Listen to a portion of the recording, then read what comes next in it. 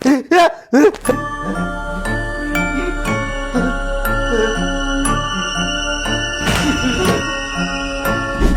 bo'ldi desadi? Voy, xotining urdi chiqib ketdi, men tushunmayapman, qo'rqib ketyapman. Uyg'otib yubormadingiz ishqilib? Yo'q, nega uraman? Xotinim lunatik. Uyg'otib yuborsangiz oqibati yomon bo'ladi. Voy, Qayerga ketdi u? Voy, qarang o'sha yerda.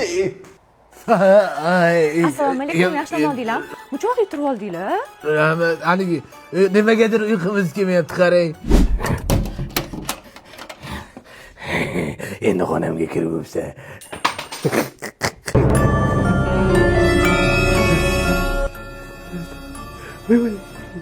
Voy, shatam. Voy,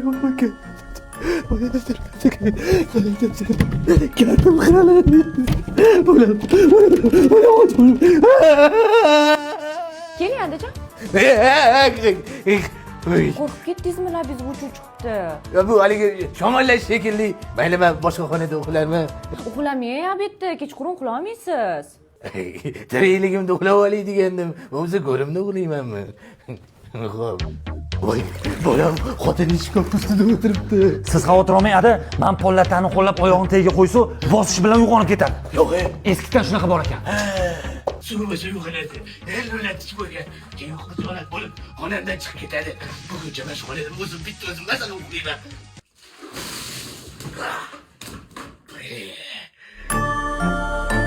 Voy, ko'rdingmi, ana lunatik xotining lalakuni boshiga taqib qo'yibdi.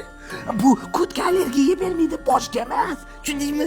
Bu haligi namlikni ushlab turish uchun boshga emas, zamonaviy texnologiyalar bilan ishlab chiqarilgan taglikni boshiga taqib qo'yibdi. Voy, ado qiladi bu lunatik xotin. Dadasi, qani xotinim o'zi? Bilmasam. Tushunmadim, quda. Siz meni otasiz o'stirgan yolg'iz boshim bilan uzatgan guldek qizimmi? Lunatik deyapsizmi? Nimalar deyapsiz axir gapini?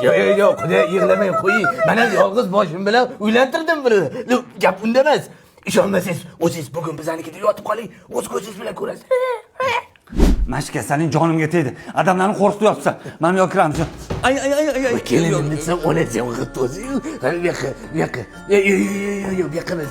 Nima qilyapsan? Nima qilyapsan? Bilib turman, nima qilgan?